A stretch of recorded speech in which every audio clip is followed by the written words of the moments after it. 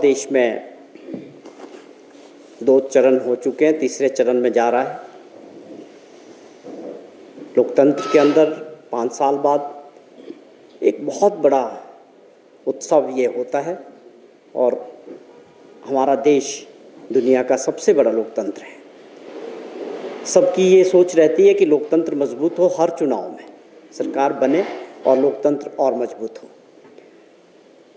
हिमाचल प्रदेश का चुनाव लास्ट चरण में है, तो काफ़ी दिनों से कांग्रेस पार्टी के 2 प्रत्याशी जो कल फाइनल हुए लोकसभा के लिए, हमने चारों प्रत्याशी कांग्रेस पार्टी के उतर चुके हैं। कई बार आप भी पूछते थे, भाजपा के लोगों को भी इसकी चिंता थी कि कांग्रेस पार्टी के 2 कैंडिडेट्स अभी तक नहीं उतरे। फाइनली चारों लोग आ चुके हैं। कांग्रेस पार्टी का प्रचार पहले से चल रहा है। सभी कांग्रेस के कार्यकर्ता, आप समझे हमारे विधायक, चाहे मिनिस्टर्स हैं, चाहे पार्टी के पदाधिकारी हैं, चुनाव के दौरान सबसे बड़ा अहम रोल जो है किसी भी दल के लिए, पार्टी के लिए, उसकी सबसे बड़ी ताकतवर जो चीज़ होती है उनका कार्यकर्ता होता है। तो हम अपने सभी कार्यकर्ताओं, नेताओं के साथ मिलके लोगों के बीच जा रहे हैं। सभी विधायक अपने अपने क्षेत्र में कांग्रेस पार्टी का प्रचार कर रहे हैं। माननीय मुख्यमंत्री जी ने तकरीबन पहले एक दौरा प्रदेश के अंदर, डोडरा क्वार हो या सिरमौर ज़िला हो या लाहौल स्पीति हो, धर्मशाला, हमीरपुर हो, तकरीबन एक दौरा जो है अपने कार्यकर्ताओं से मिलने का और कई जगह पब्लिक मीटिंग्स की है। उसी तरह सभी नेतागण अपने अपने क्षेत्रों में जहाँ जहाँ जिसकी ड्यूटी लगी है पूरी गंभीरता के साथ इस चुनाव को लड़ रहे हैं। ये ठीक है कि हिमाचल प्रदेश के पिछले दिनों जो समीकरण बने, जो कारण रहे कि लोकसभा के साथ 6 विधानसभा का बाई इलेक्शंस भी हिमाचल प्रदेश में हो रहा है, उसके लिए भी कांग्रेस पार्टी ने अपने 3 प्रत्याशी ऑलरेडी घोषित कर दिए हैं और जो बाकी 3 लोग बचे हैं, मुझे उम्मीद है कि 1-2 दिन में इनकी घोषणा जल्दी हो जाएगी। जैसे जैसे चुनाव आगे बढ़ेगा,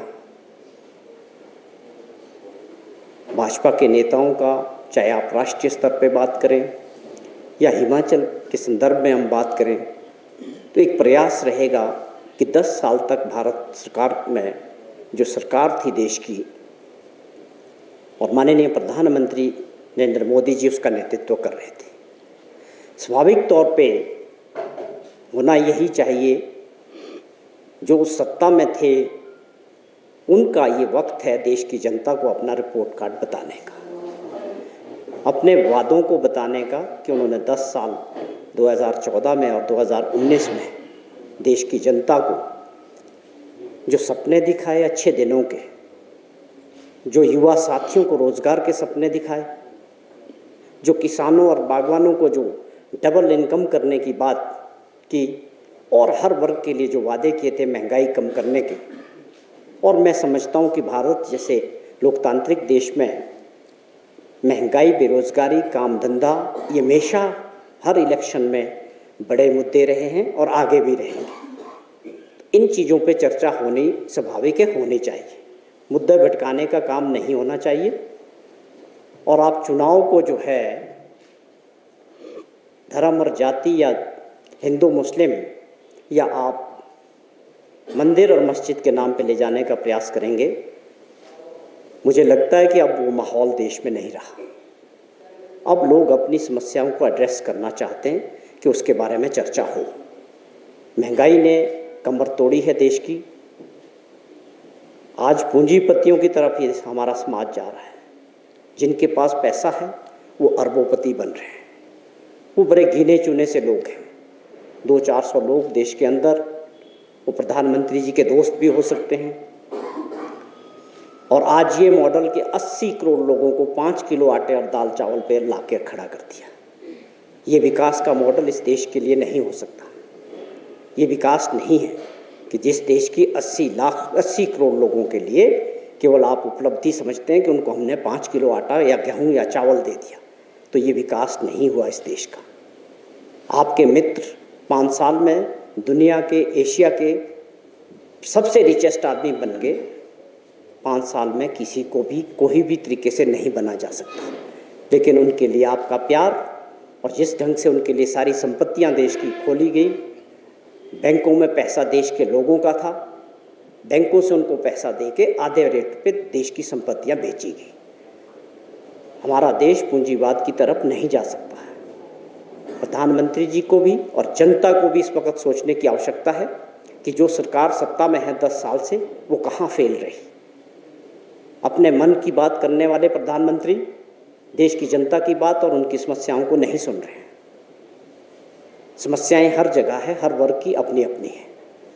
अगर हम हिमाचल प्रदेश की भी बात करें तो हम इस बात के लिए तैयार हैं कि 15 महीने पहले हिमाचल प्रदेश के लोगों ने कांग्रेस पार्टी की सरकार यहाँ चुनी। ठाकुर सुखविंदर सिंह सुक्खू जी मुख्यमंत्री बने। उन 15 महीने में जो परिस्थितियाँ रही कि किस प्रकार खजाना खाली था।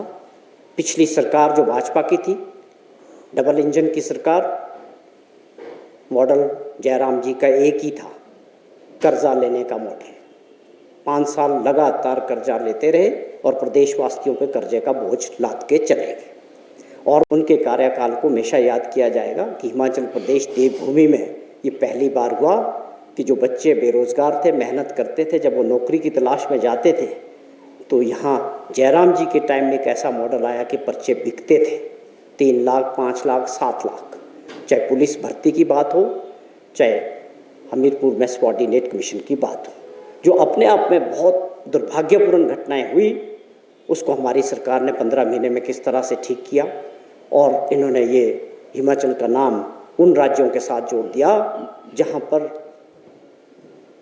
भर्तियों के लिए लोग पैसा दे के पर्चा खरीदते थे। और बहुत सारी उपलब्धियां रही 5 सालों में इनकी।